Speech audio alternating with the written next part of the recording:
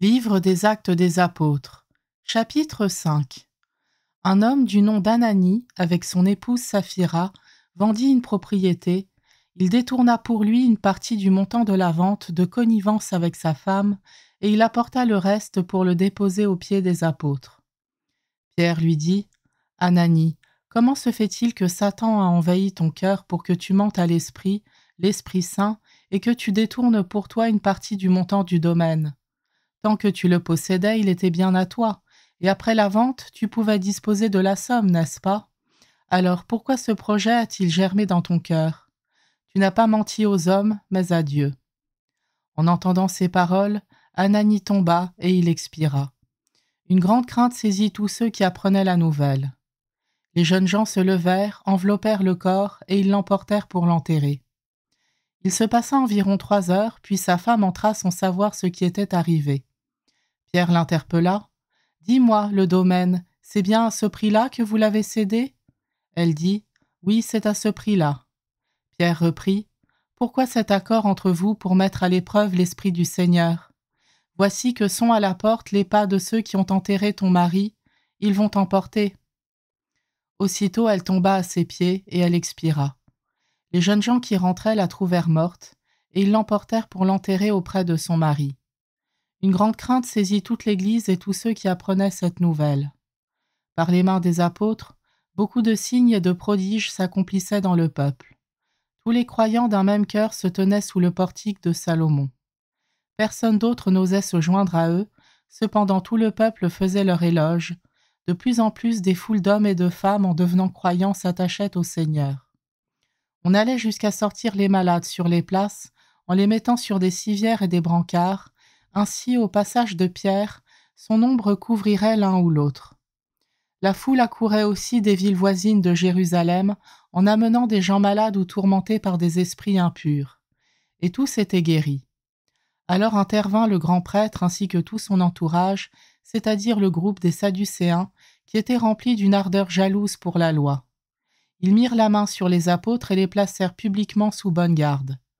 Mais, pendant la nuit, l'ange du Seigneur ouvrit les portes de la prison et les fit sortir. Il leur dit : « Partez, tenez-vous dans le temple et là, dites au peuple toutes ces paroles de vie. » Ils l'écoutèrent. Dès l'aurore, ils entrèrent dans le temple et là, ils enseignaient. Alors arriva le grand prêtre ainsi que son entourage.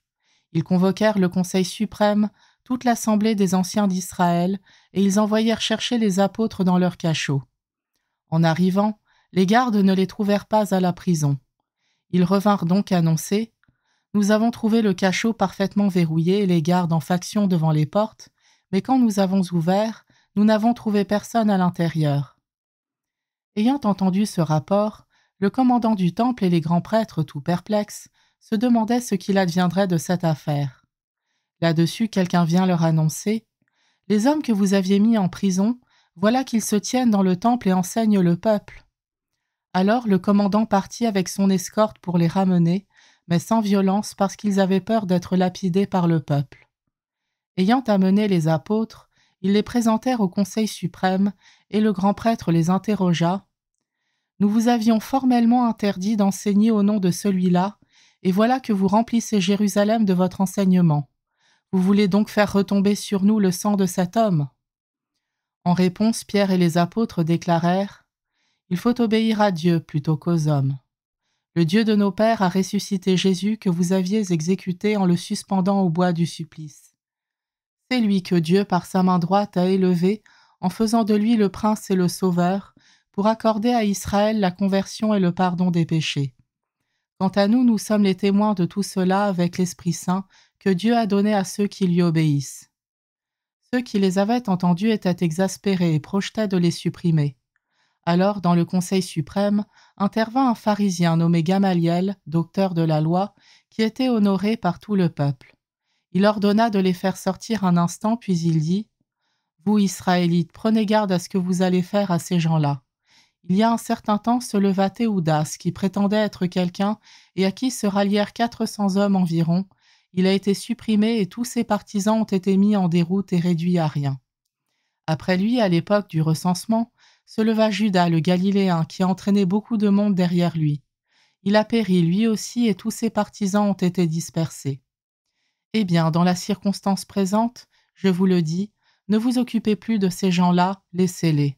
En effet, si leur résolution ou leur entreprise vient des hommes, elle tombera. Mais si elle vient de Dieu, vous ne pourrez pas les faire tomber. Ne risquez donc pas de vous trouver en guerre contre Dieu. Les membres du conseil se laissèrent convaincre. Ils rappelèrent alors les apôtres et après les avoir fait fouetter, ils leur interdirent de parler au nom de Jésus, puis ils les relâchèrent.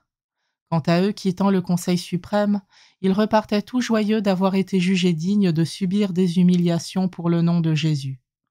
Tous les jours, au temple et dans leur maison, sans cesse, ils enseignaient et annonçaient la bonne nouvelle. Le Christ, c'est Jésus.